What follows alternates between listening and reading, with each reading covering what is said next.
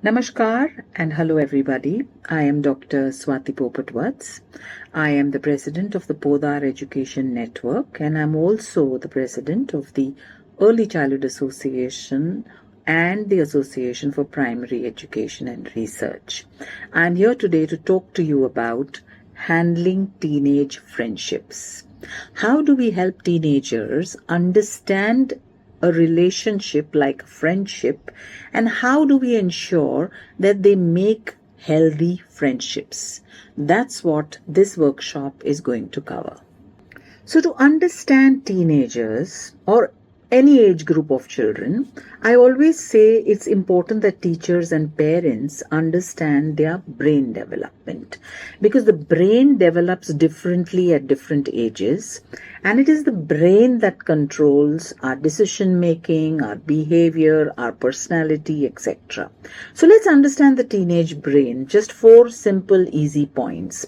Point number 1, there are rapid changes going on in the brain of a teenager, which means especially in the emotional control area and the impulse control area, which means they are still not able to control their emotions. They can go, and I always say toddlerhood and teenage are going through the same problems. They're both trying to find independence. They're both trying to get control on their emotions, but they lack that impulse control. So be a little mindful of that. They are trying to understand themselves. Number 2, myelination. Myelination is a brain process in which every neurons have a small, it's like a small thread that connects every neuron.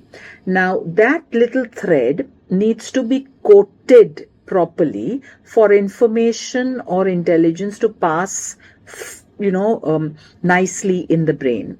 Now that coating depends on your diet. And that's why we have to be very conscious about the diet of young teenagers. That's very important. The third most important aspect is called pruning, which means the brain is undergoing a pruning process, which means whatever neurons are not required, whatever memories, whatever learning is not required, not used often, is going to be cut away by the brain. So it's very important that we revisit information with teenagers. They may tend to forget things.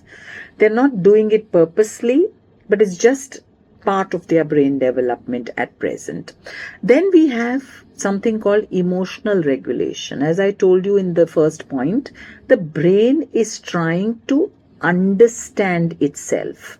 It is still trying to create that frequency with which it can understand and respond. So sometimes teenagers will not respond, they will react. So it is very important that we understand the teenager's brain.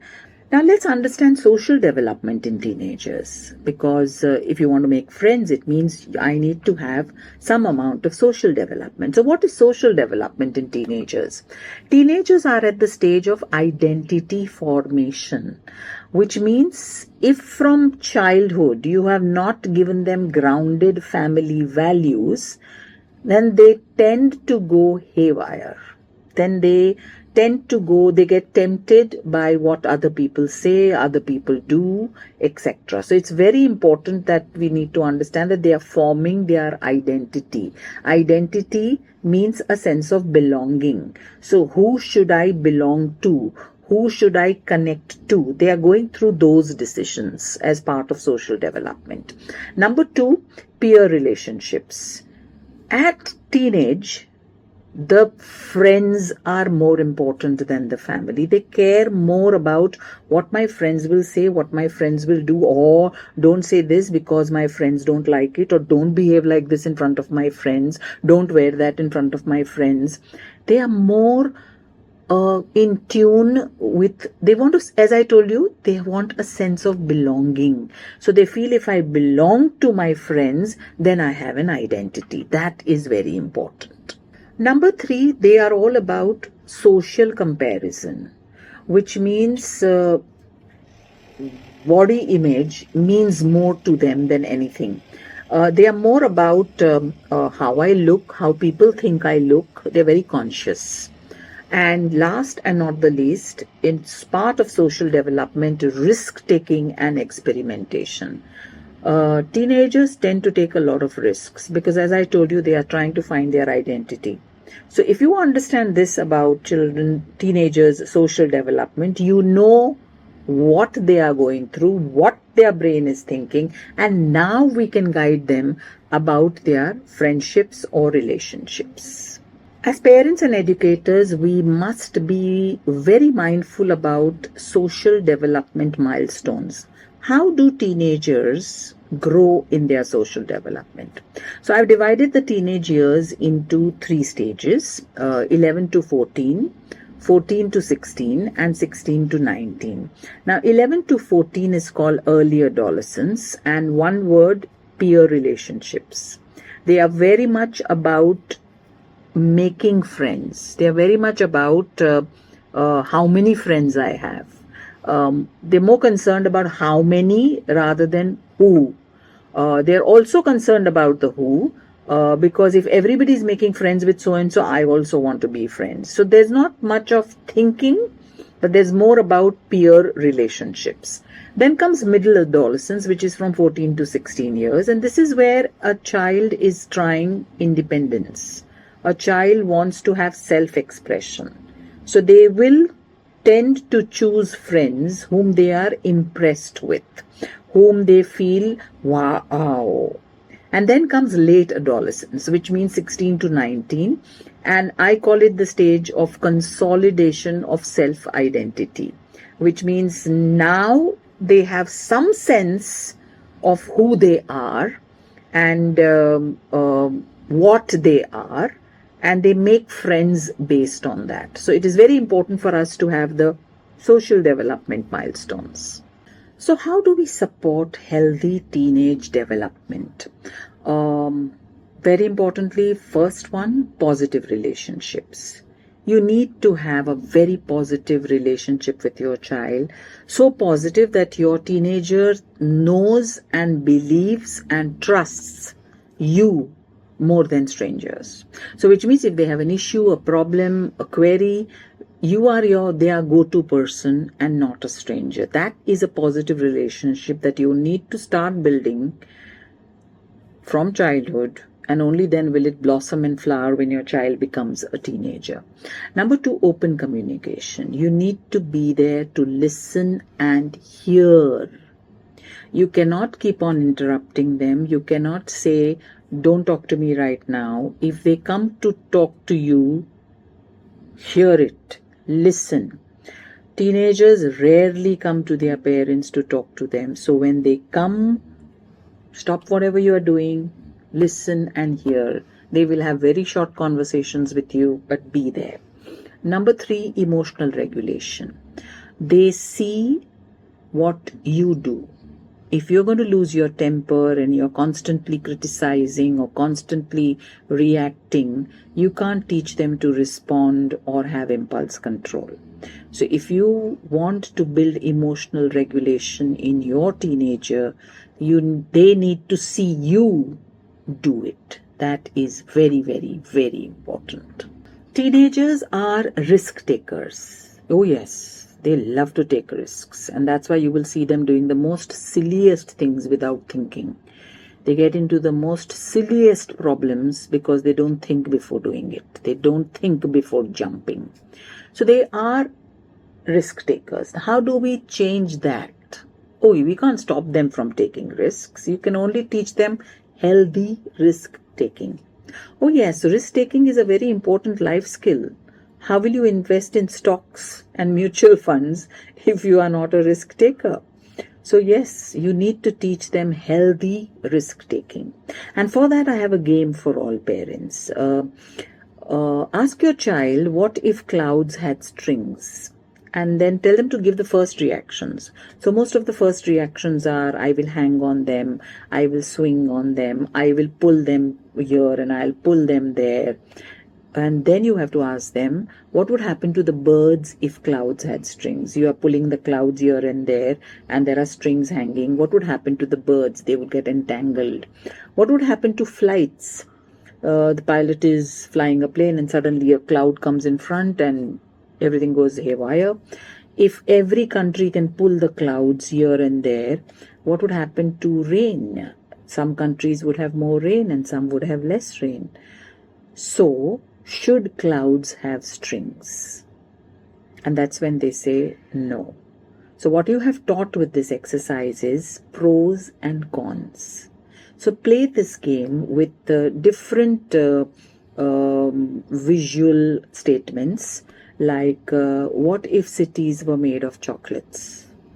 So it starts with let's think, and then you ask them, so should cities be made of chocolate? So it teaches them pros and cons.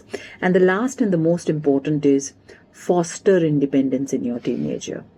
You can't be a helicopter. You need to be a submarine. A submarine only comes up when required. Otherwise, you can't even see it under the surface of water. That's the kind of parent you need to be. You cannot mollycoddle, you cannot hover, you cannot spy. You need to trust, and you need to give them their independence. So ideally, friendships begin from 6 years onwards, because that's when social development starts in children. Till that time, they are more full of themselves. Then at 6 years, they start having group play and they start making friends. And then those friendships survive for a long time. But when children change schools, when children say change homes, or they start classes or clubs, then they start making new friends at any age. And that is why it is very important for us to help children understand what is a good friend and what should they look for in a good friend, so that consciously they are making a decision when they are making friends. We also need to help them understand the real meaning of a friend, because our teenagers may think that the meaning of friends is what we see on Facebook or social media. People who are there, who follow us, who are with us, are not friends actually, just because a social media platform refers to them as that. And that's why it's very important that we groom them, train them, support them, mentor them to understand friendships.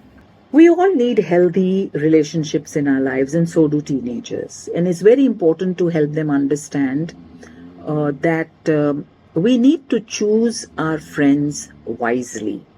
We need to look for friendships that help us do the following 4.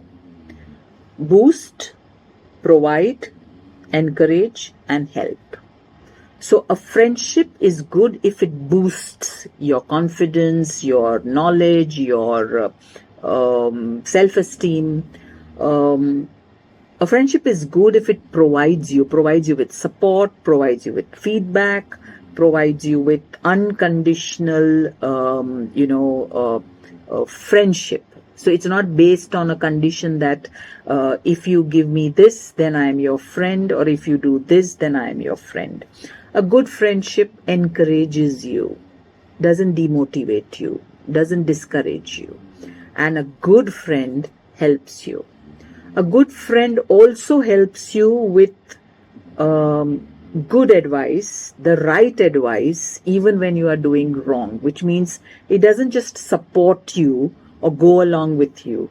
That's a good friendship, and this is something our teenagers need to know.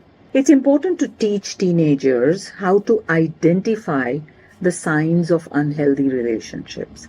Many a times parents wake up after a child has got into an unhealthy friendship. When they see their child suffering, then they realize, oh my God, I shouldn't have allowed my child to make friends with so and so. So it is very important that we teach these skills to our children, because teenagers, as I told you, are seeking independence. But because they lack impulse control, we need to guide them with that toolbox of how to make good decisions. So what should they stay away from? This is something that we must teach them. Stay away from friends who manipulate you, who lie or who take advantage of you, or who want to be your friend only because they want something from you or they want you to do something. Emotional or physical abuse. Do they tease you unnecessarily? Do they insult you? Do they hit you? Do they, these are all signs. When you give examples of these to teenagers, they realize and they're able to relate. Exclusion or bullying. Exclusion is a form of bullying. And, a lot of teenagers make cliques, which means groups. And if you want to belong to the group, you have to do this. And then only will allow you to enter. And sometimes the do this can be very difficult, or they bully them into doing it. So that is something that is a straight sign of an unhealthy friendship. Pressure to engage in bad activities like smoking or drugs or watching porn. If your friends are pushing you to do that and you don't want to do it, then it's not a friendship that you should be in. That means it's not a friendship. And last but not the least, lack of respect. If your friends don't respect you, then they cannot be called friends. Because remember, we said the 4 things that friends do for you, or what friends are supposed to be. So if you groom your teenagers to understand these are the signs to look out for and say, this friendship is not for me. If we have taught children what are unhealthy friendships, let's also teach them what is a healthy friendship, what to look for in a healthy friendship. So number 1, they must surround themselves with positive people. If people are constantly negative and finding fault in everything and always saying this is bad, this is wrong, this is so, this, you are so this thing, you are this, there's no positivity. If there's no positivity, there will be no happiness. So surround yourself with positive people. Set boundaries and limits. If your friend does not respect your boundary or your limit and makes fun of you or forces you to go against it, then that's not a friend, that's an enemy. If your family has taught you some boundaries and some limits, it is for your good. Your family is your well-wisher. So you need to think, why is my friend asking me to break that boundary, to go beyond that limit? Seek out diverse friendships. Don't try to have only one kind of a friend. Every friend may not be the same. Like, for example, some friends love to chat online. Some friends prefer face-to-face. So it's okay. Every friend is different. And most importantly, teach teenagers that they must trust their instinct. There is always a voice inside us, and we must always listen to that voice which tells us, no, something is not right here. If you're getting that feeling, trust it. Do a little modeling for your teenagers. No, I'm not talking about the fashion ramp modeling. I'm talking about role modeling. Children do what children see. So no amount of you trying to teach them about healthy relationships and how to respond to friends is going to work unless they see you doing the same with your friends. If you have a bad friend and you are constantly being bullied and your child sees that, and you also say, what to do, I don't know how to say no, then your child feels that it's okay to have a friend like that. So it is very important to understand that the young brain imitates. Actually, the human brain is the best imitator. So what they see is what they are going to do. So please look at your friends, look at how you treat your friends, look at how you talk about your friends, because your child, your teenager, is going to do exactly that. So you may think that my teenager never listens to me, but they are very quietly listening to all these subtle things. So once you've taught your teenager how to make friends, it's also important to teach them how to maintain friendships.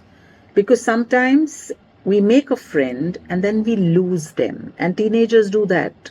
And then they realize and they repent. So it's important that we pre-warn them about what makes a relationship work. So what is the first thing? Make time. Make time regularly for your friends. Meet them for activities. Make time for them. You may be busy, but if that person is your friend, just a message, something, but stay connected, make time for them. Practice active listening.